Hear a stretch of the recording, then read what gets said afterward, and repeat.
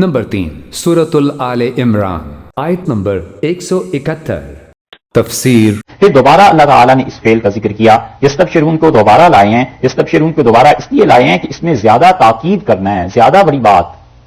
پکی بات کرنی ہے کہ یستبشرون دوبارہ لائے اور خوش وقت ہوتے ہیں، بہت خوش ہوتے ہیں اس وقت میں بنعمت من اللہ، اللہ کی نعمت واقع، اللہ کی کسی نعمت پر بھی اللہ کی طرف سے جو دی جاتی ہے بندہ تو خوش ہوتا ہی ہے، لیکن وہاں پر جو انہیں نعمت ملی ہے وہ یہ مفسرین نے کہا کہ انہیں ان کے ثواب مل گیا، جو اعمال دنیا میں کیے تھے یہ تمام اعمال کا ثواب جو انہیں ملا ہے، تو اس نعمت پر وہ خوش ہوتے ہیں۔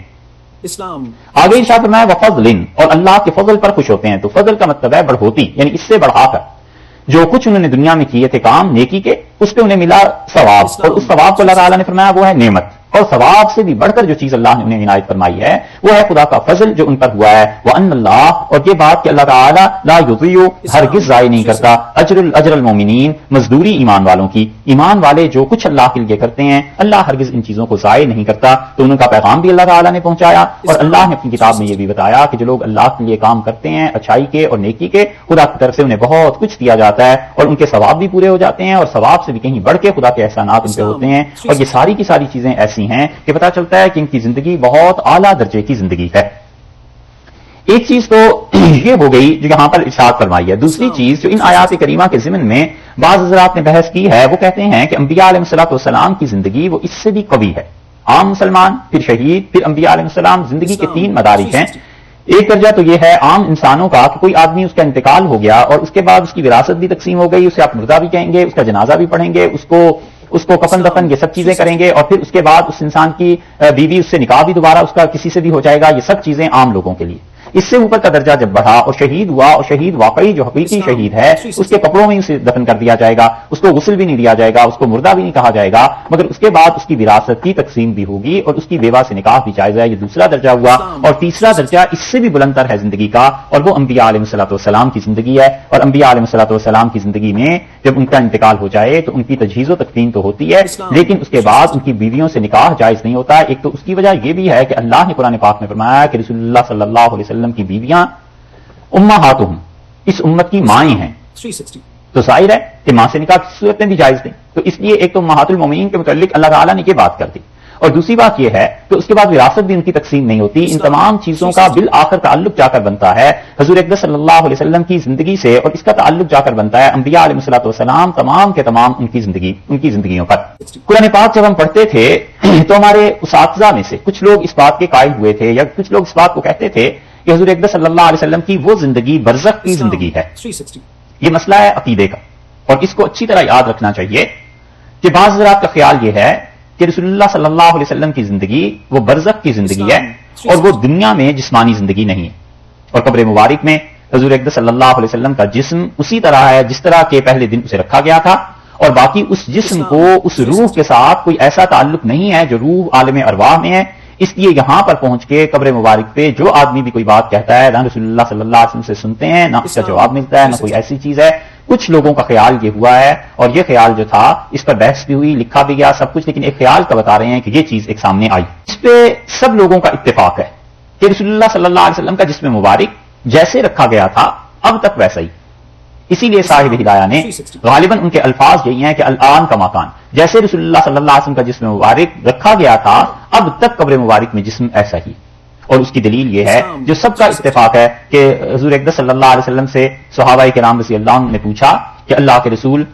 ہم آپ کی وفات کے بعد آپ پر کیسے سلام پیش کریں؟ وقد ارمت یا رسول اللہ، اللہ کے رسول آپ کا جسد مبارک تو مٹی کے ساتھ مل جائے گا۔ تو رسول اللہ صلی اللہ علیہ وسلم نے فرمایا ایسے نہیں ہے، بلکہ تم جب سلام پیش کرو گے تو رد اللہ روحی، ایک جگہ آتا ہے کہ اللہ میری روح کو لوٹا دے گا تاکہ اس کا میں جواب دوں، اور ایک جگہ آتا ہے کہ یہ تو خیر دوسری حدیث ہے، اصل میں اس کے جواب میں یہ آتا ہے کہ فإن اللہ حرم علی الارض ان تأکل اجساد الانبیاء، کہ اللہ تعالیٰ نے زمین پر یہ حرام قرار دیا ہے کہ وہ انبیاء علیہ الصلوۃ والسلام کے جسم کو کھائے۔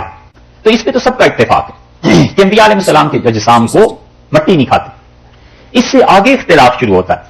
اور اختلاف اس بات پر ہے کہ یہ جو انبیاء علیہ السلام کے اجساد ہیں، جو جسم ہیں قبر میں جو ہیں، ان کا روح کے ساتھ کیا تعلق ہے؟ آیا ان میں زندگی ہوتی ہے یا نہیں ہوتی؟ اور اس پر پھر آگے بہت سارے مسائل ہیں کہ اگر اس پہ زندگی مان لی جائے تو کیا مسائل ہیں، اور زندگی نہ مانی جائے تو پھر کیا مسائل پیش آتے ہیں۔ ہمارے اساتذہ میں جب ہم نے پڑھا تھا قرآن پاک تو وہاں غلام اللہ خان صاحب مرحوم شیخ القرآن رحمۃ اللہ علیہ جو تھے وہ اس مسئلے پر زیادہ بات نہیں کرتے تھے،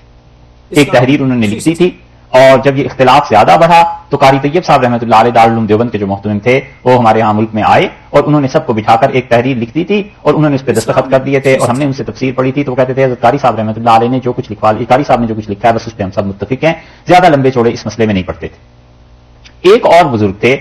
اور وہ تھے عنایت اللہ شاہ صاحب، گجرات ایک جگہ پاکستان میں، وہاں کے رہنے والے تھے، وہ شد و مت سے اس مسئلے کو بیان کرتے تھے اور بہت زیادہ انتہا پر پہنچ گئے تھے، ان میں بہت غلو اور مبالغہ آ گیا تھا، اگرچہ ہم نے انہیں دیکھا بھی ہے، ان کے درس بھی سنے ہیں، وہ کبھی کبھی آتے تھے جب تفسیر ہم پڑھ رہے ہوتے تھے تو کبھی کبھی وہ بھی بیان کرتے تھے، ذاتی اعتبار سے بڑے متقی انسان تھے، ان کا تقوی، ان کی طہارت، ان کا اللہ کے ساتھ تعلق، اس کا ہم انکار نہیں کرتے، لیکن اس مسئلے کو جتنا شد و مت سے وہ بیان کرتے تھے ہمیں بالکل قطعاً اس سے اتفاق نہیں ہوا کبھی بھی، نہ اس دور میں جب ان سے پڑھا اور نہ ہی آج کے دن تک، بلکہ ہم اس میں یہی سمجھتے ہیں اب بھی، اور ہمارا عقیدہ اسی کے مطابق ہے جو ہمارے اکابر رحمہ اللہ کا عقیدہ تھا، اور ان کے مقابلے میں پورے ملک میں حضرت تھانوی رحمۃ اللہ علیہ کے خلفاء تھے، حضرت مدنی رحمۃ اللہ علیہ کے خلفاء تھے، بڑے بڑے اکابر لوگ موجود تھے، وہ سب کے سب ایک طرف تھے اور یہ ایک شخص ایک طرف تھے، لیکن ہمارا وہی عقیدہ ہے جو ہمارے دوسرے اساتذہ کا تھا جو حدیث پڑھاتے تھے اور جگہوں سے جہاں سے بھی ہم نے تفسیر کے لیے کچھ چیزیں سیکھی ہیں، وہ سب کے سب اس بات کے قائل تھے کہ رسول اللہ صلی اللہ علیہ وسلم اپنی قبر مبارک میں زندہ ہیں، البتہ اختلاف اس پہ ہے کہ رسول اللہ صلی اللہ علیہ وسلم کی یہ حیات کیسی ہے۔ ایک گروہ اس طرف گیا ہے کہ رسول اللہ صلی اللہ علیہ وسلم پر جو وفات کی کیفیت پیش آئی ہے یہ نازک مسئلہ، ذرا غور سے سننا۔ وہ کہتے ہیں کہ حضور اقدس صلی اللہ علیہ وسلم پر جو وفات کی کیفیت پیش آئی ہے وہ کیفیت ایسی نہیں تھی جیسے کہ عام انسانوں کی ہے، بلکہ حضور اقدس صلی اللہ علیہ وسلم کی روح مبارکہ کو سمیٹ کر سارے جسم سے دل میں بس بند کر دیا گیا، اور جب لوگ اس کفن دفن سے فارغ ہو گئے ہیں ان ساری چیزوں سے تو وہی روح مبارک جسم میں دوبارہ آ گئی، اور وہ کہتے ہیں عام مردوں جیسی بات، عام جیسے انسانوں پہ موت آتی ہے ویسی موت رسول اللہ صلی اللہ علیہ وسلم پر نہیں آئی، کیونکہ اللہ تعالیٰ نے یہ فرمایا ہے کہ انک میتن، نبی صلی اللہ علیہ وسلم آپ کا بھی انتقال ہونے والا ہے اور لوگ بھی مرنے والے ہیں، تو اللہ نے یہ کیوں نہیں کہہ دیا کہ سارے ہی مرنے والے؟ اللہ تعالیٰ کا خاص طور پہ رسول اللہ صلی اللہ علیہ وسلم کی موت کا الگ سے تذکرہ کرنا خود اس بات کی دلیل ہے کہ وہ موت عام انسانوں جیسی موت نہیں تھی، اور جن لوگوں نے بھی یہ کچھ کہا ہے ان میں سر فہرست حضرت محمد قاسم صاحب نانوتوی رحمۃ اللہ علیہ ہیں، جنہیں دارالعلوم دیوبند کے بانی بھی قرار دیے جاتے ہیں، اور حضرت رحمۃ اللہ علیہ نے ایک کتاب لکھی ہے آب حیات، اس میں وہ کہتے ہیں کہ رسول اللہ صلی اللہ علیہ وسلم کے قلب مبارک میں روح جمع ہو گئی تھی اور پھر سے پھیلا دیا گیا، یہ چاہے تو حضرت کے تفردات میں سے مانا جائے کہ حضرت اسرائی میں منفرد تھے، اور چاہے تو اس پہ اعتقاد رکھا جائے یا نہ رکھا جائے، یہ اتنا بڑا مسئلہ نہیں ہے، لیکن یہ کہ وہ اس بات کے قائل تھے کہ رسول اللہ صلی اللہ علیہ وسلم اپنی قبر مبارک میں زندہ ہیں، اور آب حیات وہ ایسی کتاب ہے جو اب اچھے علماء کی سمجھ میں نہیں آتی، جب تک آدمی نے فلسفے کو، منطق کو، ان چیزوں کو نہ پڑھا ہوا ہو بڑا مشکل ہے اس کتاب کا سمجھنا، اس میں یہ جو بات تھی اس کا خلاصہ آپ کے سامنے رکھا۔ دوسری رائے مولانا رشید احمد صاحب گنگوئی رحمۃ اللہ علیہ کی تھی، اور اس گنگوئی قدس سرہ وہ اتنے بڑے آدمی تھے کہ جتنا آپ کو آج علم ہندوستان میں نظر آتا ہے، خاص طور پہ یہ ندوہ اور دیوبند کا سارا علم، اس کا مرجع اگر آپ دیکھیں گے تو جا کر یس گنگوئی رحمۃ اللہ علیہ ملیں گے۔ مولانا رشید احمد صاحب گنگوئی رحمۃ اللہ علیہ سے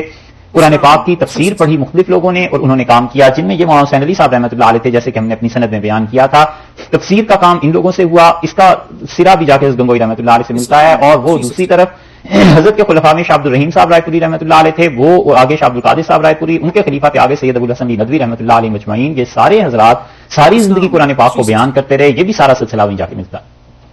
حدیث کا معاملہ دیکھ لیں تو حدیث کے معاملے میں بڑی مشہور ہستی مولانا خلیل احمد صاحب سہارنپوری رحمۃ اللہ علیہ کی تھی، اور وہ حدیث پڑھاتے رہے ہیں حضرت ہمیشہ وہاں پہ مظاہر العلوم سہارنپور میں، اور ان کے شاگرد آگے شیخ الحدیث مولانا زکریا صاحب رحمۃ اللہ علیہ، وہ تو پوری دنیا میں اللہ نے ان کا نام کیا تھا اور اللہ نے قبولیت خاصہ انہیں عنایت فرمائی تھی۔ یہ دونوں حضرات سلسلے میں پھر اوپر جا کے حضرت مولانا رشید احمد صاحب گنگوئی رحمۃ اللہ علیہ سے مل جاتے ہیں۔ حدیث بھی اس وقت ہندوستان میں جتنی آپ کو نظر آتی ہے اکثر و بیشتر وہیں سے ہے۔ اسی طرح دارالعلوم دیوبند میں مولانا حسین احمد صاحب مدنی رحمۃ اللہ علیہ یہ بھی حدیث پڑھاتے تھے، شیخ الحدیث تھے، حضرت مدنی رحمۃ اللہ نے حدیث پڑھی تھی حضرت شیخ الہند مولانا محمود حسن رحمۃ اللہ علیہ سے، اور حضرت شیخ الہند رحمۃ اللہ علیہ جو تھے وہ بیک وقت شاگرد ادھر سے بھی تھے حضرت مولانا قاسم نانوتوی رحمۃ اللہ علیہ سے بھی، اور ان کی دوسرا حصہ ملتا ہے جا کے مولانا رشید احمد صاحب گنگوئی رحمۃ اللہ علیہ سے، یہ سلسلہ بھی ایسے ہی تھا۔ رہ گئی فقہ کو آپ دیکھ لیں، انور شاہ صاحب رحمۃ اللہ علیہ کو دیکھ لیں، انور شاہ صاحب رحمۃ اللہ علیہ اس گنگوئی رحمۃ اللہ علیہ کے خلیفہ تھے، حدیث میں ان جیسا آدمی شاید پچھلے 300-400 سال میں کوئی نہ پیدا ہوا، انور شاہ صاحب رحمۃ اللہ علیہ حدیث میں اتنے بڑے آدمی تھے کہ وہ اپنی بعض چیزوں میں لگا کھاتے ہیں، ان سے شاہ ولی اللہ محدث دہلوی رحمۃ اللہ علیہ سے صرف حدیث کے معاملے کی بات کر رہا ہوں کہ حدیث میں اللہ نے اتنا علم انہیں دیا تھا، وہ بھی مولانا رشید احمد صاحب گنگوئی رحمۃ اللہ علیہ کے شاگرد تھے۔ فقہ رہ گئی، فقہ میں مفتی کفایت اللہ صاحب رحمۃ اللہ علیہ، مفتی عزیز الرحمان صاحب دارالعلوم دیوبند کے جو صدر مفتی تھے، یہ سب حضرت گنگوئی رحمۃ اللہ علیہ سے پڑے ہوئے تھے۔ اللہ نے اتنی بڑی شخصیت وہ بنائی تھی اور اتنی برکات تھی حضرت رحمۃ اللہ علیہ میں کہ وہ دارالعلوم کے لیے بھی کبھی کبھی تشریف لائے، زندگی کا آخری حصہ بس گنگو میں ہی گزارا، اس قصبے میں ہی وہی اللہ کو یاد کرتے رہے، لیکن اللہ نے جو ان کے فیوزات اور برکات کو عام کیا ہے بہت بڑی چیز تھی، اور وہ مداح تھے بہت زیادہ حضرت کے سید احمد شہید رحمۃ اللہ علیہ کے. ان ندوہ والوں کو دیکھو، ان کا بھی تعلق جا کر وہیں ملتا ہے گنگوئی رحمۃ اللہ علیہ سے، سارے تعلقات میں. حضرت گنگوئی رحمۃ اللہ علیہ سے کسی نے پوچھا ہے کہ حضور اقدس صلی اللہ علیہ وسلم کی حیات کیسی ہے، اور حضرت نے تو اتنی بڑی اونچی تعبیر فرمائی ہے کہ اسے سمجھنا بھی دشوار ہے. خلاصہ اس ساری چیز کا یہ ہے، حضرت کہتے ہیں کہ اللہ تعالیٰ کے مشاہدے اور جمال میں حضور اقدس صلی اللہ علیہ وسلم کی روح مبارک اتنی غرق ہے، اتنی زیادہ مستغرق ہے کہ اس نے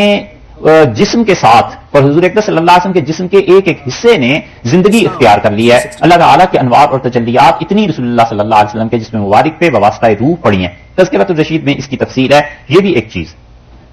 دو موقف جو عام طور پر عقیدے میں ہمارے بزرگ کہتے ہیں اور جن کے ہم قائل ہیں اور جن کو ہم ایمان کا ایک حصہ اہل سنت میں سے ہونے کو سمجھتے ہیں، ہم کہتے ہیں کہ یا تو یہ مان لیا جائے کہ رسول اللہ صلی اللہ علیہ وسلم کی وفات کے بعد ان کی روح مبارکہ کو لوٹا دیا گیا اور وہ اپنی قبر مبارک میں زندہ ہیں، اور رسول اللہ صلی اللہ علیہ وسلم کے روضہ مبارک پہ جا کر جو کوئی آدمی صلاۃ و سلام پڑھتا ہے وہ سنتے ہیں، اس کا جواب بھی دیتے ہیں. جو ان سے شفاعت کی درخواست کرتا ہے کہ اللہ کے رسول مجھے شفاعت میں یاد رکھیں، رسول اللہ صلی اللہ علیہ وسلم اگر چاہیں گے انہیں معلوم ہوتا ہے، پتہ چلتا ہے وہاں قبر مبارک پہ دور سے نہیں، تو وہ اس کی شفاعت میں اگر ان کے ہاں قبولیت ہو گئی تو اسے یاد بھی رکھیں گے اور وہاں پر دعا کرنا، یہ سب چیزیں جائز ہیں. ایک صورت تو اس کی یہ ہے.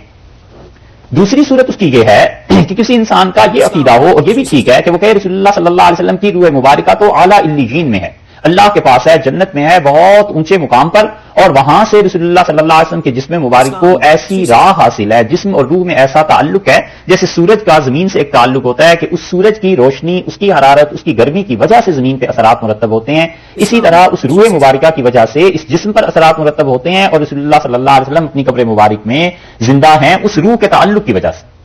یہ دونوں چیزوں میں سے کوئی چیز مان لی جائے، ہمارے اساتذہ یہی کہتے تھے. اسی کو ہم نے کئی بار اس مسئلے کو پڑھ کر بھی، تحقیق کر کے بھی، آخر جھک مار کے ہم بھی جہاں پہنچے وہ یہی تھا کہ جو اساتذہ کہتے تھے سچ کہتے تھے. افسوس ہی ہوتا ہے ہم جیسے نالائق ایسے ہی بس کتابیں دیکھتے رہتے ہیں. حقیقت بس اتنی سی ہے کہ امت ہمیشہ اس بات کی قائل رہی ہے کہ رسول اللہ صلی اللہ علیہ وسلم اپنی قبر مبارک میں حیات ہیں، زندہ ہیں. کیسے زندہ ہیں؟ یا تو روح لوٹا دی گئی، یا یہ کہ روح اپنے اصل مقام پر ہے جنت میں، اور اس کے اثر کی وجہ سے حضرت صلی اللہ علیہ وسلم کی یہ زندگی ہے. اور رسول اللہ صلی اللہ علیہ وسلم کی یہ زندگی ایسی ہے جو بالکل جیسے ان کی دنیا کی زندگی تھی. ایک فرق اس میں آیا ہے، اور وہ یہ ہے کہ حضرت صلی اللہ علیہ وسلم اپنی زندگی میں اس بات کے پابند تھے کہ فرض نماز پڑھیں، اس بات کے پابند تھے کہ حج کریں، یا اس بات کے پابند تھے کہ شریعت کے جو احکامات ہیں ان پہ عمل کریں. اب رسول اللہ صلی اللہ علیہ وسلم پر یہ پابندی نہیں،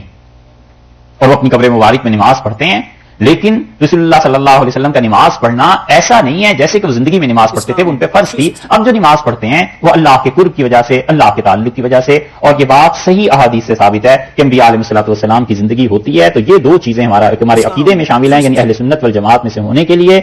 کہ ہم کہتے ہیں دونوں میں سے کوئی بھی بات مان لی جائے تو دونوں باتیں درست ہیں. یا تو یہ مان لیا جائے، پھر عرض کرتے ہیں کہ روح مبارکہ اعلیٰ علیین میں ہے اور وہاں سے اس اثر کی وجہ سے رسول اللہ صلی اللہ علیہ وسلم کی جسم مبارک میں حیات ہے. اور کیا یہ مان لیا جائے کہ رسول اللہ صلی اللہ علیہ وسلم کی وفات کے بعد بے عین ہی روح مبارکہ ایسے ہی واپس بھیج دی گئی؟ کیونکہ اس پہ ابو داؤد کی حدیث میں آیا ہے کہ حضرت صلی اللہ علیہ وسلم نے متعدد احادیث میں یہ بات بتائی ہے کہ وفات کے بعد آپ کے ساتھ کیا ہوگا. ایک جگہ آیا، آپ نے فرمایا صحابہ رضی اللہ عنہ نے عرض کیا کہ اللہ کے رسول آپ کی وفات کے بعد پھر ہم آپ پہ کیسے سلام بھیجیں؟ تو فرمایا رد اللہ روحی، اللہ تعالیٰ میری روح کو واپس بھیج دے گا کہ میں تمہیں جواب دوں. اب وہاں تو ہر وقت ایسا معاملہ ہے، تو ظاہر ہے بار بار تو روح کا آنا جانا نہیں ہے، بلکہ مطلب یہ ہے کہ مستقلاً دائماً روح واپس آ جائے گی، اور جو لوگ وہاں آئیں گے ان کے سلام کا جواب رسول اللہ صلی اللہ علیہ وسلم دیں گے. دو چیزوں میں فرق کرنا چاہیے. ایک ہے یہ کہ ہم پہ یہاں بیٹھ کر کوئی آدمی سلام پیش کرے رسول اللہ صلی اللہ علیہ وسلم کو، یہاں سے وہ سمجھے کہ حضور اقدس صلی اللہ علیہ وسلم یہاں کے سلام کو مدینہ منورہ سن رہے ہیں. یہ غلط بات ہے اور یہ گمراہی کی بات ہے، ایسے نہیں ہے. اور ایک چیز ہے کہ قبر مبارک پر جا کر کوئی آدمی یہ سوچے کہ یہاں جو میں سلام پیش کر رہا ہوں یہ نہیں سن رہے قبر مبارک میں، یہ بھی گمراہی کی بات ہے. اعتدال، سلامتی اور دونوں انتہاؤں سے بچ کر صحیح راہ درمیان کی ہے. تو یہ بس سمجھے اور عقیدہ رکھے کہ ہم جو دور سے درود شریف پڑھتے ہیں، جیسے یہاں ہم کہتے ہیں مثلا ایک آدمی یہ پڑھتا ہے اللہم صلی علی سیدنا محمد، یا ایک آدمی کہتا ہے صلی اللہ علیہ وسلم، یا ایک آدمی کوئی بھی کہتا ہے، یہ فرشتے اس درود شریف کو وہاں پہنچا دیتے ہیں، اور وہ آدمی اگر قبر مبارک پر جا کر پڑھے گا تو وہاں رسول اللہ صلی اللہ علیہ وسلم بغیر فرشتوں کے واسطے کے براہ راست سنتے. یہی عقیدہ رہا ہے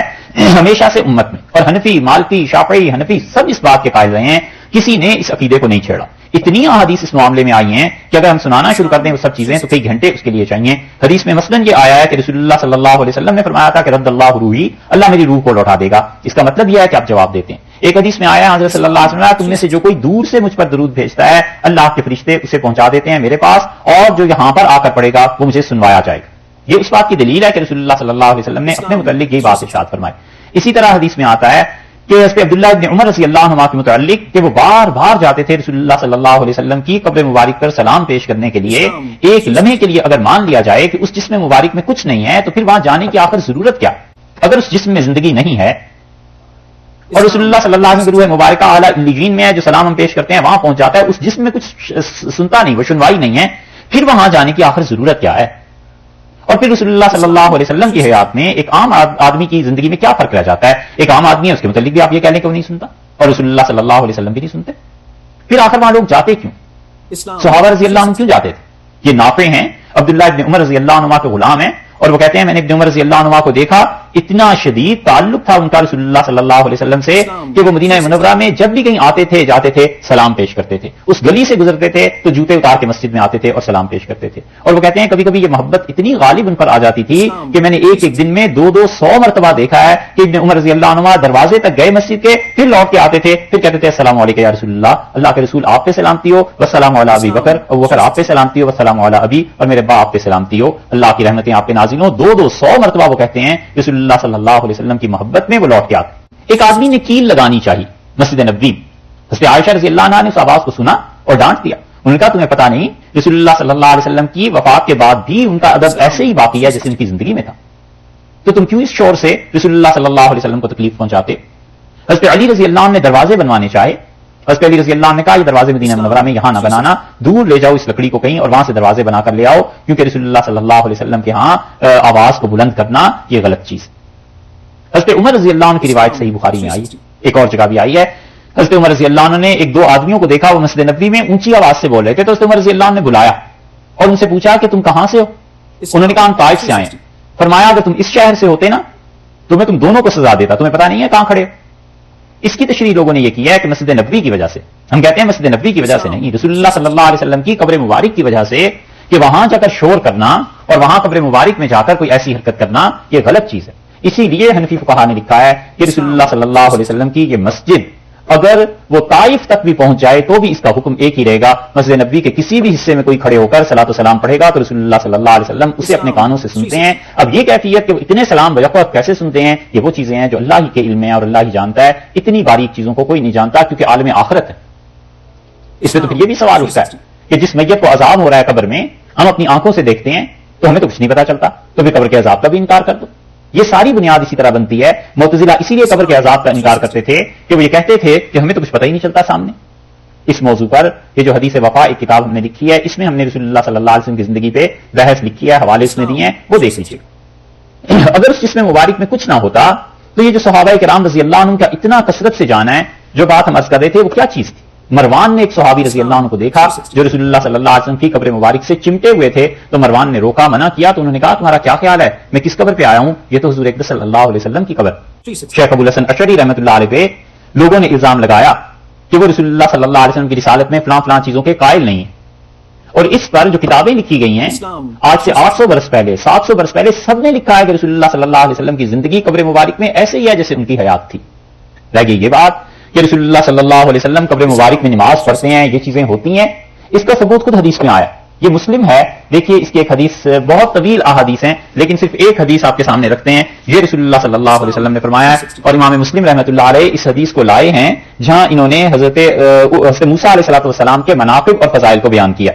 اور یہ روایت لائے ہیں انس بن مالک رضی اللہ عنہ کی, اور انس بن مالک رضی اللہ عنہ سے روایت کیا ہے ثابت بنانی نے. یہ ثابت جو ہیں تابعین میں سے تھے, اور ثابت اتنا انہیں تعلق تھا حضرت انس رضی اللہ عنہ کو کہ وہ حضرت انس رضی اللہ عنہ کے پاس جب آتے تھے تو انہیں پتا چلتا تھا کہ ثابت آئے ہیں, تو وہ کہتے تھے میرے ہاتھوں پہ خوشبو لگاؤ, اور ثابت میرے ہاتھ چومے بغیر نہیں رہے گا. اور ثابت رحمۃ اللہ علیہ کئی مرتبہ حضرت انس رضی اللہ عنہ کے ہاتھ دیر تک اپنے ہاتھوں میں رکھتے تھے, چومتے تھے, اور کہتے تھے کہ یدن, ایک ہاتھ ہے ایسا کہ صافا ید النبی صلی اللہ علیہ وسلم, جس نے رسول اللہ صلی اللہ علیہ وسلم کے دست مبارک کو چھوا ہے, یہ ایسا ہاتھ ہے جس نے رسول اللہ صلی اللہ علیہ وسلم کے ہاتھ سے مصافحہ کیا ہے, اور وہ چومتے تھے. یہ ثابت بنانی اس درجے کے آدمی تھے. یہ وہی ہیں جن کے متعلق آیا ان کی تاریخ میں کہ ایک آدمی نے جب تدفین ہوئی ان کی, تو وہ کچھ اس کی کوئی چیز رہ گئی تھی, کوئی چیز رہ گئی تھی, تو وہ آیا ان کی بیٹی کے پاس, اور اس نے کہا وہ چیز میری کوئی گر گئی قبر میں, اور آپ اجازت دیں تو میں قبر کو کھودوں. اور اس پہ اللہ نے عالم آخرت منکشف کر دیا. پھر وہ واپس آیا اور اس نے کہا آپ کے والد کوئی دعا کرتے تھے؟ انہوں نے کہا بس یہ دعا مانگتے تھے کہ نماز سے ایسا تعلق تھا کہ کہتے تھے اللہ قبر میں کسی کو نماز پڑھنے کی اجازت ہو تو مجھے بھی ملے. تو انہوں نے کہا میں آپ کے والد کی قبر پہ جب گیا, اسے کھودا تو میں نے تو دیکھا وہ نماز پڑھ رہے تھے. اب حقیقت میں وہ لیتے ہی ہوئے ہوں گے، لیکن عالم کشف میں حقیقت میں وہ جو دوسرا عالم ہے اس میں انہیں دکھایا گیا کہ دیکھ لو یہ نماز پڑھ رہے ہیں. یہ چیزیں عالم آخرت کی ہیں. ثابت بنانی رحمۃ اللہ علیہ کہتے ہیں اس پہ انس رضی اللہ عنہ نے کہا، اور اس پہ انس رضی اللہ عنہ کو سب جانتے ہیں، رسول اللہ صلی اللہ علیہ وسلم کے خادم ہیں وہ. تو انہوں نے کہا کہ ان رسول اللہ صلی اللہ علیہ وسلم، رسول اللہ صلی اللہ علیہ وسلم نے فرمایا اتیت، جب میں گزرا ہوں، جب میں آیا ہوں. اور ایک روایت میں یہ آتا ہے کہ آپ نے ارشاد فرمایا کہ مررت، میں گزرا ہوں، میں گیا ہوں یا میں گزرا ہوں، دونوں میں سے ایک لفظ کہا تھا. علی موسیٰ، حضرت موسیٰ علیہ الصلوۃ والسلام پر، لیلۃ اسری بی، اس رات کو میں گزرا ہوں جب میں معراج میں جا رہا تھا. عند القصیب الاحمر، تو وہ سرخ مٹی کا جو ڈھیر تھا ٹیلا، میں نے اس میں یعنی دیکھا حضرت موسیٰ علیہ الصلوۃ والسلام کی قبر، وہو قائم، وہ کھڑے ہوئے تھے، یصلی فی قبرہ، اور اپنی قبر میں نماز پڑھ رہے تھے. یہ ہے دلیل اس بات کی کہ انبیاء علیہ الصلوۃ والسلام اپنی قبروں میں نماز پڑھتے ہیں. اس کے بعد دوسری روایت لائے ہیں سلیمان تیمی کی، اور وہ کہتے ہیں سمعت انسن، میں نے اس انس رضی اللہ عنہ سے سنا، یقول قال رسول اللہ صلی اللہ علیہ وسلم، وہ انہوں نے کہا کہ رسول اللہ صلی اللہ علیہ وسلم نے فرمایا مررت علی موسیٰ، میں اس موسیٰ علیہ الصلوۃ والسلام کے پاس سے گزرا، وهو یصلی فی قبرہ، اور وہ اپنی قبر میں نماز پڑھ رہے تھے. وزاد فی حدیث عیسیٰ، اور دوسری روایت میں یہ آیا ہے کہ مررت لیلۃ اسری بی، یہ میں اس رات کی بات کر رہا ہوں جب میں معراج میں گیا تھا. تو یہ دلیل ہے اس بات کی کہ رسول اللہ صلی اللہ علیہ وسلم نے اس موسیٰ علیہ السلام کو دیکھا ہے، وہ قبر میں نماز پڑھ رہے تھے. یہ امام مسلم رحمۃ اللہ علیہ لائے ہیں اس حدیث کو، جہاں انہوں نے اس موسیٰ علیہ السلام کی فضیلت بیان کی ہے. اس سے بھی زیادہ احادیث آتی ہیں. رسول اللہ صلی اللہ علیہ وسلم جب آخری حج پہ گئے ہیں تو اس جگہ سے گزر رہے تھے، آپ نے فرمایا لوگوں یہ کون سی وادی ہے؟ عرض کیا گیا اللہ کے رسول فلاں وادی ہے. آپ نے فرمایا یہ دیکھو اللہ کے نبی موسیٰ علیہ السلام جا رہے ہیں حج کرنے کے لیے، اور آپ نے فرمایا ان میں اتنی شدت ہے مزاج کی کہ انہوں نے دونوں کانوں پہ ہاتھ رکھے ہوئے ہیں اور زور زور سے پکار رہے ہیں کہ لبیک اللہم لبیک. پھر آپ ایک وادی میں پہنچے، آپ نے فرمایا لوگوں یہ کون سی وادی ہے؟ عرض کیا گیا یہ فلاں وادی. تو آپ نے فرمایا یہ دیکھو اللہ کے نبی یونس علیہ السلام جا رہے ہیں حج کرنے کے لیے، اور انہوں نے احرام باندھا ہوا ہے ان چادروں کا جو سوت سے کاٹ کر بنائی گئی. تو رسول اللہ صلی اللہ علیہ وسلم کا یہ دیکھنا سیدنا موسیٰ علیہ السلام کو حج کے لیے، یونس علیہ السلام کو حج کے لیے، یہ سب چیزیں اس بات کی دلیل ہیں کہ انبیاء علیہ الصلوۃ والسلام ان کی زندگی ہوتی ہے اور اللہ ہی کی طرف سے ہے، انہیں نماز کی بھی اجازت ملتی ہے اور وہ حج کرنے کے لیے بھی آتے ہیں، اور یہی چیز رسول اللہ صلی اللہ علیہ وسلم کو بھی حاصل ہے. دارمی کی روایت میں آتا ہے اور کتابوں میں بھی، جب مدینہ منورہ میں تباہی ہوئی ہے اور یزید کی فوجیں اور مختلف لوگوں کی فوجیں آئی ہیں، تو مسجد نبوی میں بندش کر دی گئی، کوئی نہیں جا سکتا تھا اور مسجد کو بند کر دیا گیا. ایک سعید بن مسیب رحمۃ اللہ علیہ تھے، وہ رہ گئے اور اکابر تابعین میں سے تھے، بہت بڑا مقام تھا ان کا. امام احمد بن حنبل رحمۃ اللہ تو کہتے تھے کہ مدینہ منورہ میں ان سے بڑا تابعی کوئی نہیں گزرا. اور سعید بن مسیب رحمۃ اللہ علیہ بیٹھے رہتے تھے، اتنا اثر تھا ان کی بات پہ. ان سے کسی نے کہا کہ حجاج بن یوسف کو آپ جانتے ہیں، وہ بڑا ظالم ہے. انہوں نے کہا ہاں اس لڑکے کو میں نے دیکھا تھا، ایک بار وہ یہاں آیا تھا اور نماز نے شروع کی پڑھنی، تو میں نے دیکھا یہ نماز ٹھیک نہیں پڑھ رہا، تو میرے پاس پتھر تھے، میں نے اٹھا کر ایک مٹھی بھر کے پتھر اس پر پھینکے، تو اس کے بعد اس کی نماز درست ہو گئی تھی. ان کی مار میں بھی اتنی برکت تھی. اس لیے یہ جو بچوں کو مارتی ہیں نا مائیں، یہ اس لیے نہیں مارتی کہ بچے کی اصلاح ہو جائے، اس لیے کہ میری بات نہیں مانی. تو جو نیت ہے اس کا بڑا اثر پڑتا ہے. ماں کی نیت یہ ہو کہ اسے ادب سکھانا ہے تو وہ بات اور ہے، اور اس کی نیت یہ ہو کہ میں اتنی بڑی اس سے عمر میں 25 سال بڑی ہو گئی ہوں، 30 سال میں بڑی ہوں اس سے عمر میں، اور یہ میرا بیٹا بچہ ہے اور یہ میری بات نہیں مانتا، تو اس کا اثر اور پڑتا ہے. وہ اپنے نفس کے لیے مار ہوتی ہے، اللہ کے لیے تھوڑی ہی ہوتی ہے. اللہ کے لیے مار الگ چیز ہے، اپنے جی کے لیے مارنا الگ چیز. یوں ہی ہوا کرتا ہے. اسی لیے رسول اللہ صلی اللہ علیہ وسلم نے فرمایا کہ جو اصل میں بیمار نہیں ہوتا اور جان بوجھ کر بیمار بنتا ہے، پھر اللہ اسے بیمار کر ہی دیتا ہے. مزہ چکھے اب بیماری کا، اصل میں تو کچھ نہیں تھا، فراڈ کیا نا، جب پتا چلا اب گھر آنے والے ہیں شوہر یا کوئی اور، تو بس پھر وہ ایسی بیماری شروع ہو گئی کہ اس بیماری کا کوئی علاج نہیں. اس لیے علاج تو جب اصل میں بیماری ہو، تو جو اس طرح کی حرکتیں ہیں نا، اس کا نتیجہ یہ نکلتا ہے کہ وہ بیماریاں چمٹ ہی جاتی ہیں. تو رسول اللہ صلی اللہ علیہ وسلم کے متعلق یہ سعید بن مسیب رحمۃ اللہ علیہ کہتے ہیں، وہ جنہوں نے ایک پتھروں سے بھری ہوئی کنکروں سے بھری ہوئی وہ مٹھی پھینکی تو اس کی نماز ٹھیک ہو گئی. سعید بن مسیب رحمۃ اللہ علیہ کہتے تھے کہ مسجد نبوی میں وہ رہے، دروازے بند ہو گئے، اور 3 دن کے بعد لوگ آئے اور انہوں نے دیکھا سعید رحمۃ اللہ علیہ کو اور پوچھا کہ کیا ہوا. اور وہ ایسے آدمی تھے، اب صحیح مجھے یاد نہیں رہا، لیکن یہ کہ وہ کہتے تھے 20 برس یا 30 برس وہ کہتے تھے کہ میں نے لوگوں کی پشت پیٹھ نہیں دیکھی. اور مسجد نبوی میں اس وقت آتے تھے جب مؤذن بھی نہیں آیا ہوا ہوتا تھا، اذان سے بھی پہلے. کہتے بڑی نالائکی کی بات ہے کہ میرا مالک کہے حی علی الصلاح حی علی الفلاح، آؤ نماز کے لیے اور آؤ فلاح کے لیے، پھر میں اٹھ کے جاؤں. بندگی اور غلامی یہ ہے کہ آقا کی خدمت میں پہلے ہی سے ہاتھ باندھ کے کھڑا. وہ اذان سے بھی پہلے چلے جاتے تھے اتنے عرصے تک، اور وہ آتے تھے مسجد سے اس وقت جب کوئی آدمی نہیں رہ جاتا تھا. تو لوگوں کو پتا تھا کہ سعید رحمۃ اللہ علیہ تو کبھی بھی مسجد سے فارغ نہیں ہوتے، ہمیشہ نماز میں پہلے آتے ہیں اور آخر پہ جاتے ہیں. اتنے پابند نماز کے. تو کسی نے پوچھا تو انہوں نے کہا میں رسول اللہ صلی اللہ علیہ وسلم کی قبر مبارک کے ساتھ رہتا تھا. نابینا ہو گئے تھے نا, تو پتا تو چلتا نہیں تھا, مسجد بھی بند, کیسے پتا چلے دن ہے رات ہے کیا. تو انہوں نے کہا میں رسول اللہ صلی اللہ علیہ وسلم کی قبر مبارک سے سنتا تھا آواز اذان کی, اور پھر میں نماز پڑھ لی. یہ صحیح چیزیں ہیں جن کی سند میں کوئی شبہ نہیں. اس لیے حضور اقدس صلی اللہ علیہ وسلم کا یہ نماز پڑھنا, یہ سب چیزیں ایسی ہیں قبر مبارک میں تھیں, حضرت موسیٰ علیہ الصلوۃ والسلام کے ساتھ تھیں. آپ نے فرمایا جب میں گزرا ہوں معراج میں گیا ہوں تو میں نے موسیٰ علیہ السلام کو دیکھا اپنی قبر میں کھڑے نماز پڑھ رہے تھے, اور اپنا کہ تم میرے ساتھ ہوتے تو میں تمہیں وہاں پر دکھاتا کہ ان کی قبر بیت المقدس کے پاس ایک ٹیلا ہے, ڈھیر ہے, اس میں آ گئی ہے, اب زمین کی تہ میں چلی گئی ہے, وہ وہاں نماز پڑھ رہے تھے. اور اس طرح بہت سی نسائی کی روایات آتی ہیں. ان ساری روایات کا ماحصل وہی ہے جو ہم نے آپ سے عرض کیا کہ رسول اللہ صلی اللہ علیہ وسلم کی زندگی قبر مبارک میں وہ ثابت ہے. اسی وجہ سے ہم یہ کہتے ہیں کہ جو بھی جاتا ہے حج کے لیے اسے چاہیے کہ وہ رسول اللہ صلی اللہ علیہ وسلم سے 2 درخواستیں کرے. مولانا رشید احمد صاحب گنگوئی رحمۃ اللہ علیہ نے لکھا ہے, اس پہ وہ کہتے ہیں کہ رسول اللہ صلی اللہ علیہ وسلم سے ایک درخواست یہ کرے کہ جو گناہ اب تک مجھ سے ہو چکے ہیں زندگی میں, آپ اللہ سے اس کے لیے معافی مانگ دیجئے. اس کا تذکرہ آگے سورہ نساء میں آئے گا. ایک یہ کہ شفاعت کی درخواست کرے کہ رسول اللہ صلی اللہ علیہ وسلم سے اپنی شفاعت میں یاد رکھے. زبدۃ المناسک ایک کتاب حضرت نے لکھی ہے حج کے مسائل پہ, اس میں حضرت نے ساری چیزیں تحریر فرما دی. شاہ ولی اللہ رحمۃ اللہ نے اس پہ کھل کے لکھا ہے, اور رسول اللہ صلی اللہ علیہ وسلم کی زندگی کے متعلق لکھا ہے. اور شاہ صاحب نے تو اتنا کچھ لکھا ہے. شاہ صاحب کی ایک کتاب ہے در السمین, وہ آدمی پڑھے تو پتا چلتا ہے کہ اس معاملے میں کس حد تک تھے. انہوں نے اس میں کئی چیزیں لکھی ہیں فی مبشرات النبی الامین, کہ رسول اللہ صلی اللہ علیہ وسلم نے مجھے کیا کیا بشارتیں دی ہیں. تو شاہ صاحب رحمۃ اللہ علیہ نے اپنے 40-50 واقعات نقل کر دیے ہیں کہ میں جب قبر مبارک پہ پہنچا ہوں تو رسول اللہ صلی اللہ علیہ وسلم سے یہ فرمایا, مجھے زیارت نصیب ہوئی تو مجھ سے یہ فرمایا, یہ بات مجھ سے کہی, یہ بات مجھ سے کہی, اور رسول اللہ صلی اللہ علیہ وسلم نے فلاں چیز مجھے عنایت فرمائی. یہاں تک لکھا ہے کہ میں غنودگی کے عالم میں تھا اور رسول اللہ صلی اللہ علیہ وسلم نے مجھے اپنا منہ مبارک عنایت فرمایا, اور جب میری آنکھ کھلی تو رسول اللہ صلی اللہ علیہ وسلم کا بال میرے ہاتھ پہ تھا. یہ شاہ صاحب لکھتے ہیں ساری چیزیں. عبد السمین ان کی کتاب پڑھنے سے تعلق رکھتی ہے. اس سے اندازہ ہوتا ہے کہ حضور اقدس صلی اللہ علیہ وسلم کی تعظیم, احترام, ان کے ساتھ تعلق کتنا بڑا اثاثہ ہے کسی مسلمان کا. اور 2 باتیں اور عرض کروں پھر آگے چلتے ہیں, موقع نہیں ہے کچھ تفصیل سے بات کرنے کا. ایک بات یہ کہ یہ جو عقیدے کی بات ہے کہ رسول اللہ صلی اللہ علیہ وسلم اپنی قبر مبارک میں زندہ ہیں, اور جو لوگ وہاں جا کر سلام پیش کرتے ہیں, سنتے ہیں, اس حیات کا عقلی ایک تجزیہ اگر آپ کریں گے تو دنیا میں کئی جگہیں ایسی ہیں جہاں رسول اللہ صلی اللہ علیہ وسلم کے بال پائے جاتے ہیں,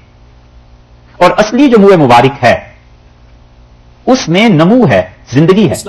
وہ بال بڑھتا بھی ہے, پھر اس کی شاخیں بھی بن جاتی ہیں. یہ ایسی چیز ہے جو کسی کے ساتھ نہیں ہوتی. آپ کسی کا بال تجربہ رکھ لیں, اپنا بال رکھ دیجئے اور اپنی نسلوں کو وصیت کیجئے کہ 200 سال بعد دیکھو اس کا کیا حال ہوگا, کچھ فرق نہیں پڑتا. اور رسول اللہ صلی اللہ علیہ وسلم کا بال ایسا ہے کہ وہ جہاں جہاں دنیا میں اپنی اصل کیفیت سے موجود ہے, جس کی سند ہے باقاعدہ کہ کس نے کس کو دیا, کیسے منتقل ہوا. رسول اللہ صلی اللہ علیہ وسلم کے بالوں میں 3 طرح کی تبدیلیاں ہم نے خود دیکھی. ایک تبدیلی ہم نے یہ دیکھی کہ حضرت صلی اللہ علیہ وسلم کا بال اتنا باریک تھا, کوئی شاخ تھی وہ اتنی باریک تھی کہ اسے باقاعدہ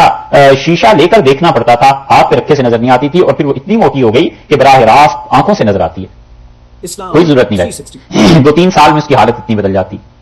اور وہ بالکل چھوٹی سی شاخ تھی, اور ہوتے ہوتے وہ انگلی کے 1 پور اور 2 پور کے برابر ہو گئی. اتنا بڑا وہ بال رسول اللہ صلی اللہ علیہ وسلم کا ہو گیا. اور تیسری تبدیلی ہم نے یہ دیکھی رسول اللہ صلی اللہ علیہ وسلم کے بالوں میں کہ وہ منہ مبارک آگے سے اس کی شاخیں بن جاتی ہیں, 2 شاخیں بن جاتی ہیں, پھر ایک شاخ ٹوٹ کے اس سے الگ ہو جاتی ہے, وہ بڑی باریک ہوتی ہے بہت. پھر چند سالوں کے بعد اس میں مزید شاخیں بننا شروع ہو جاتی ہیں, 1 سے 2 ہو جاتے ہیں, 2 سے 4 ہو جاتے ہیں. یہ کئی لوگوں کے پاس یہ چیزیں ہیں ہندوستان میں, خاص طور پہ مدراس والے جو ہیں, ان کے ہاں رسول اللہ صلی اللہ علیہ وسلم کے بال بھی ہیں, اور ان میں یہ تقسیم ہوتی بھی ہے. ان مدراسیوں سے پوچھیے حضرت صلی اللہ علیہ وسلم کے بال ہیں. یہ سب حیات کی دلیل ہے. ہاں اس میں شاید ایسے نہیں ہے, لیکن جو چیز ہم نے دیکھی ہے مدراس والوں کے یہاں دیکھی, یہ سب چیزیں ایسی جو رسول اللہ صلی اللہ علیہ وسلم کے بال کے متعلق ہیں, اور یہ دلیل ہے اس کی کہ وہ زندگی ہے, کوئی تو اس کا یہ اثر سارا آگے کو مرتب ہو رہا ہے. اور اسی لیے اگر کبھی رسول اللہ صلی اللہ علیہ وسلم کا بال مل جائے, بڑا احترام, بڑی عزت اس کی کرنی چاہیے. حضرت انس رضی اللہ عنہ کے خاندان سے ایک بال عمر بن عبدالعزیز رحمۃ اللہ علیہ کے پاس پہنچ گیا تھا. تو عمر بن عبدالعزیز رحمۃ اللہ علیہ بڑی خوشی سے لوگوں کو دکھاتے تھے اور کہتے تھے کہ رسول اللہ صلی اللہ علیہ وسلم کا یہ بال, اللہ کی قسم مجھے ساری دنیا سے زیادہ عزیز ہے, اگر مجھے ساری دنیا کی دولت مل جاتی تو میں اتنا خوش نہ ہوتا جتنا میں اس سے خوش ہوتا ہوں. اور صحابہ رضی اللہ عنہ بالوں کو حفاظت سے رکھتے تھے, اور اس کا پانی, اس بال کو پانی میں ڈال کے نکال لیتے تھے, اور جو پانی ہوتا تھا یہ مریضوں کو پلاتے تھے. یہ تو صحیح بخاری میں آیا ہے. مدینہ منورہ میں لوگ حضرت عائشہ رضی اللہ عنہا کے پاس جاتے تھے اور رسول اللہ صلی اللہ علیہ وسلم کے بالوں کا پانی لے کے لوگ پلایا کرتے تھے اپنے مریضوں کو. بہت جگہ آیا, اب بھی اگر کہیں مل جائے رسول اللہ صلی اللہ علیہ وسلم کا بال مبارک تو اس کا پانی مریضوں کو پلانا چاہیے. ایک چیز تو یہ, اور دوسری بات یہ ہے کہ جو براق تھا, جو یہ بات چاہے آپ سے نہ مانے کوئی حرج نہیں, یہ کوئی شرعی بات تھوڑی ہے, یہ تو ابن عربی رحمۃ اللہ علیہ کے اپنا ایک کشف ہے. ابن عربی رحمۃ اللہ علیہ نے اس کو لکھا ہے. وہ کہتے ہیں جو براق تھا رسول اللہ صلی اللہ علیہ وسلم کے لیے لایا گیا تھا, وہ کہتے ہیں در حقیقت وہ زندگی تھی, اور زندگی کو شکل دے کے حیات کو وہ بھیجا گیا رسول اللہ صلی اللہ علیہ وسلم کے لیے، تاکہ وہ اس پہ سفر کریں اور اس کائنات کی دنیا کی حدود سے نکلیں اور کوئی چیز ان کو ختم نہ کر سکے، کوئی آفت کوئی مصیبت ان کے جسم مبارک پہ نہ آئے، کیونکہ وہ تو خود زندگی پہ سوار تھے۔ اتنی بڑی تعبیر کی ہے ابن عربی رحمۃ اللہ علیہ نے، اس لیے وہ کہتے ہیں کہ رسول اللہ صلی اللہ علیہ وسلم اس جہان کی قیودات سے، ان لمٹس سے جب نکلے ہیں، اسپیس کی لمٹس سے، یہ سمجھنا آسان ہوگا، اور ٹائم کی لمٹس سے جب نکلے ہیں تو وہاں کتنی دنیایں تھیں اور کتنے ہی عالم تھے، اور رسول اللہ صلی اللہ علیہ وسلم پہ کوئی اثر نہیں ہوا ان چیزوں کا۔ وجہ اس کی یہ ہے کہ زندگی خود ان کے ساتھ تھی۔ اور اس کے برعکس ایک چیز حدیث میں آئی ہے کہ موت لائی جائے گی قیامت میں، اور رسول اللہ صلی اللہ علیہ وسلم جنت اور جہنم کے درمیان رکھ کے موت جو ہوگی وہ دمبے کی شکل میں آئے گی، مینڈے کی شکل میں، تو اللہ تعالیٰ کہیں گے اسے ذبح کرو، تو وہ ذبح کر دی جائے گی، اور وہ سب سے زیادہ بڑا خوشی کا دن اہل جنت کے لیے ہوگا، اور اہل جہنم کے لیے سب سے زیادہ غم اور دکھ کا دن ہوگا۔ اللہ کہہ دیں گے اس کے بعد موت کسی پہ نہیں آئی، تو موت کو وہاں پر ذبح کر دیا جائے گا۔ تو اگر موت کی ایک شکل دمبے اور مینڈے کی ہو سکتی ہے تو زندگی کی شکل براق کی کیوں نہیں ہو سکتی؟ اس لیے ابن عربی رحمۃ اللہ علیہ کے کشف ہے، خیر اس کو کوئی نہ بھی مانے تو بھی کوئی ایسی بات نہیں ہے، لیکن تائید کے طور پر ہم یاد کر رہے ہیں کہ ایسی چیزیں آئی ہیں۔ تو اور یہ بھی خیال آتا ہے، آنا چاہیے آپ کو بھی، کہ اللہ موت ہے نا، اصل اس دنیا میں ہر چیز پہ موت آ جاتی ہے۔ کھانا باسی ہو گیا تو مر گیا نا، کپڑے میلے ہو گئے تو مر گئے، اسی طرح انسان روح نکل گئی تو مر گیا، موت ہی ہے بس، ہر ایک چیز کی اپنی اپنی موت ہے۔ اللہ جو موت پر فنا طاری کر دے، خود اس کی زندگی کا کیا ہوگا؟ وہ تو وہی ذات موت کو فنا کر سکتی ہے جو ہمیشہ سے اور ہمیشہ رہے، فنا پر فنا طاری کر، موت پر موت ڈال دی نا، تو اللہ ہی کی قدرت ہے۔ مگر یہ ایسی چیزیں ہیں جو انسان کے دماغ سے، سوچ سے کبھی کبھی باہر ہو جاتی ہیں، بڑا ٹھوس علم ان چیزوں کے لیے چاہیے۔ خلاصہ ساری بات کا وہی ہے کہ رسول اللہ صلی اللہ علیہ وسلم کے قبر مبارک ہم مانتے ہیں کہ ان کے جسم مبارک کو حیات حاصل ہے، زندگی ہے۔ کیسے ہے؟ یا تو یہ کہ اعلیٰ علیین میں، اور اس کی وجہ سے روح مبارکہ کو، اس کی مناسبت، اس کے تعلق کی وجہ سے قبر میں زندگی ہے، اور یا یہ ہے کہ رسول اللہ صلی اللہ علیہ وسلم کی روح واپس لوٹا دی گئی اور اس وجہ سے زندگی ہے۔ کچھ بھی ہو، دونوں صورتوں میں وہ جسم مبارک جو مدینہ منورہ میں ہے، اس جسم مبارک میں روح ہے، اسی لیے وہاں جاتے ہیں، سلام پیش کرتے ہیں، درخواست کرتے ہیں، دعا کی بھی اور درخواست کرتے ہیں، استغفار کی بھی اور شفاعت کی بھی۔ وگرنہ یہ نہ مانا جائے اور اہل سنت والجماعت کے اس عقیدے سے انکار کر دیا جائے تو پھر قبر مبارک پہ جانے کا کوئی فائدہ نہیں۔ اسی لیے حنفی فقہا یہ لکھتے ہیں بڑے شد و مت سے، وہ کہتے ہیں کہ مدینہ منورہ جانے کی جب نیت کرے، مکہ مکرمہ سے یا کہیں سے بھی، تو یہ نیت کرے کہ رسول اللہ صلی اللہ علیہ وسلم کی قبر مبارک کی زیارت کی نیت سے جاتا ہوں، کیونکہ حضرت صلی اللہ علیہ وسلم کی قبر اگر نکال دی جائے، مسجد نبوی کی کیا حیثیت رہ جاتی؟ وہ سارا شرف جو اس مسجد کا ہے وہ اس صاحب قبر صلی اللہ علیہ وسلم ہی کی وجہ سے تو ہے۔ اگر قبر مبارک نہ رہے اور رسول اللہ صلی اللہ علیہ وسلم فرض کر لو کسی وقت وہاں سے ہٹا دیے جائیں، فرض کرو، تو پھر کیا رہ جاتا ہے وہاں؟ اور لوگ اسی عقیدے میں اب نئے نئے دلائل پیش کرتے ہیں۔ پچھلی پوری امت اس بات کی قائل تھی، یہ گمراہی کی چیزیں اب شروع ہوئی ہیں، اس لیے وہ جو حیات ہے حضرت صلی اللہ علیہ وسلم کی، وہ شہداء کی حیات سے کہیں اعلیٰ اور افضل اور برتر چیز۔ اور اس پہ شاہ ولی اللہ رحمۃ اللہ علیہ کو دیکھیے گا، عبد السمین اگر کہیں مل جائے، شاہ صاحب نے جو کچھ لکھا ہے وہ تو کوئی اور لکھتا تو لوگ پتہ نہیں اس پہ کیا فتویٰ لگاتے۔ شاہ صاحب بڑے آدمی ہیں نا رحمۃ اللہ علیہ، اس لیے ان سے جھجکتے ہیں۔ پھر